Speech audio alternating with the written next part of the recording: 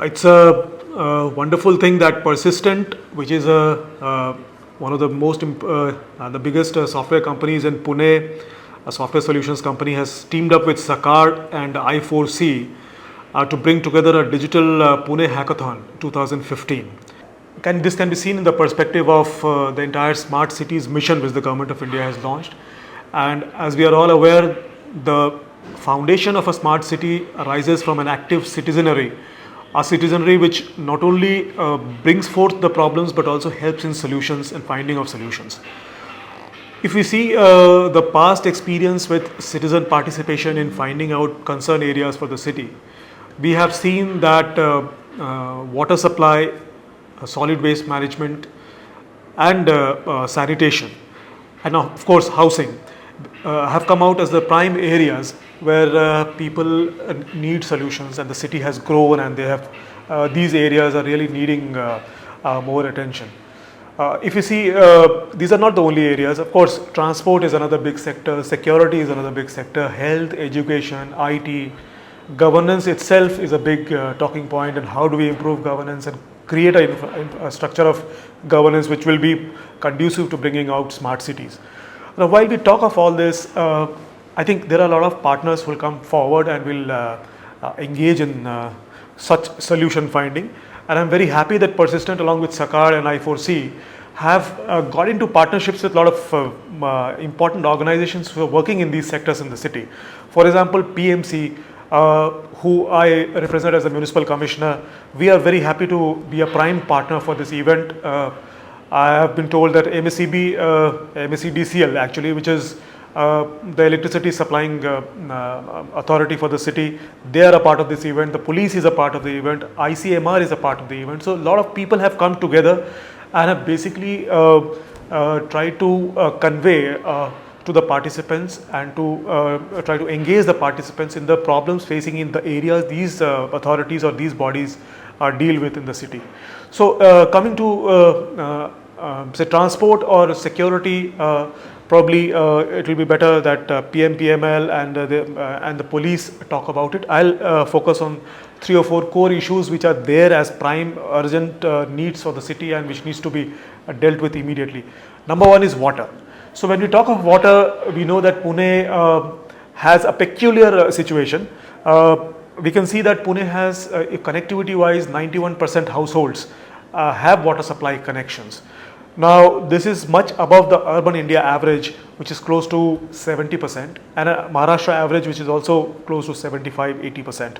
So while we are above as far as number of household connections is concerned, there is a distribution problem in the city wherein not all these water connections get the same amount of water. So some end up getting an extremely high amount of water, some end up getting extremely low amount of water. So the one problem which comes into light is unequal distribution of water.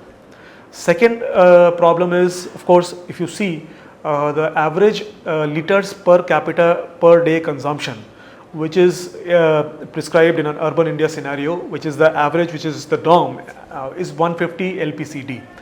While this is the norm, Pune draws up to 230 LPCD of water from its reservoirs every day. So if you can see, there is a clear indication that we are overdrawing water from the reservoirs as far as the per liter norm per day is concerned per capita. While that be the case, as I highlighted in the when I was talking about the household connections, some households get less than 75 LPCD of water, while some are getting more than 400. So there is another disparity of the amount of water every person receives in the city. So here comes the problem statement. The problem statement is not of availability of water. The problem statement is about distribution of water. So there are smart solutions required to bring about equality in distribution. Smart solutions required for leakage detection. There's one other problem in the city which I should highlight is non-revenue water, which is close to 40%. So if I draw 100 liters of water from the reservoir, I actually end up billing only 60 liters. So 40 liters goes unaccounted. So how do we bring this into the net? Non-revenue water should be brought into the net, equalization of distribution. So these are the prime areas of concern in water supply. Of course, this can be dealt with zone wise, this can be dealt with district metering area wise. So we have about 67 water supply zones in the city. We are planning to have close to 320 district metering areas after we do this equal water distribution supply system in the city, for which a project worth around 2,800 crores has been prepared by the PMC. So that is one part. The second part is regarding sanitation and solid waste. One of the key areas in solid waste which we generally don't talk about, because we end up talking about the bigger processing plants and how we are disposing waste, is the simple fact of collection of waste. As we know, in Pune we have a system wherein we are tied up with the informal sector, the rag pickers, and the organization which has brought them together called Swachh to collect waste from about 40% households in the city. We are in the process of expanding this network to the entire city over the next 3 months. So that process is on. While we are doing that process, there are multiple challenges. One of the challenges is how to make households pay, because even if 50 rupees is the charge per month, a lot of houses don't come out and actually pay those that kind of money. So one kind of a information campaign where everybody is made to pay that 50 rupees, because that 50 rupees goes to the rag picker. The rag picker lives his life based on that. It's not that the money is going to the municipal corporation.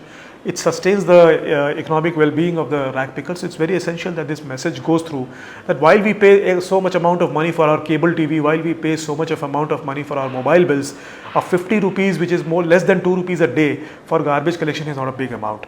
The second message we need to pass on to the citizens is regarding segregation. It's a very simple message. You have to not only you basically have to keep waste in segregated compartments. It's not about mixing waste and then segregating it back again. It's just that we need to understand that in the households we need to keep waste in segregated compartments, wet waste separately, dry waste separately. How do we do that is a challenge. There is a lot of ICA effort which has been done. Pune has been successful to a large extent, much better than other cities. Other cities are close to 10 to 15% as far as segregation goes. We are close to 50%. So we are 3 times ahead of other cities, but we need to go to 100%. So how do we reach out to people for that?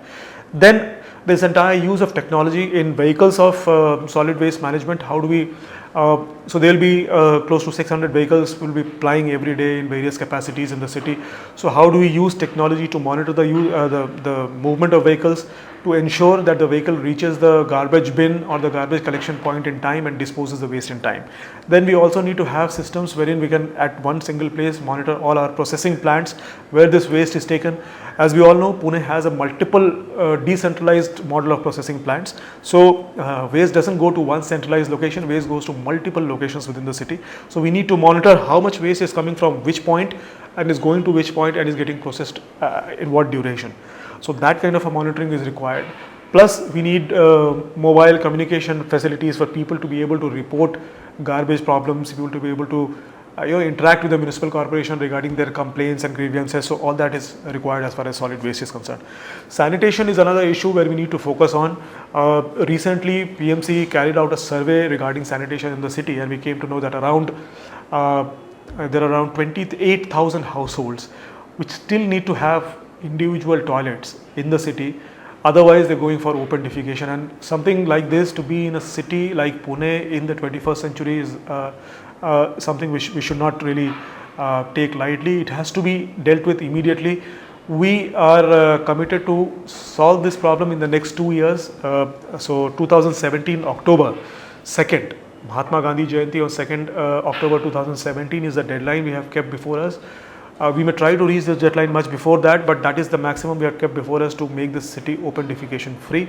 So sanitation is one challenge. Now while we do this, there is a challenge of master listing, there is a challenge of GIS mapping, there is a challenge of doing kind of house to house survey which is based on a pad where we have all the information with us, so that no fudging of data happens and no actually people do end up actually making the toilets once the money is given to them. So that kind of a monitoring system, also kind of a dashboard, is required where all this can come through. So sanitation is one of the issues. Then another issue which we face is the housing, because we are all aware that it's become a general tendency that cities which grow big with big slums. So the bigger the city, they have bigger slums, and Pune is no exception.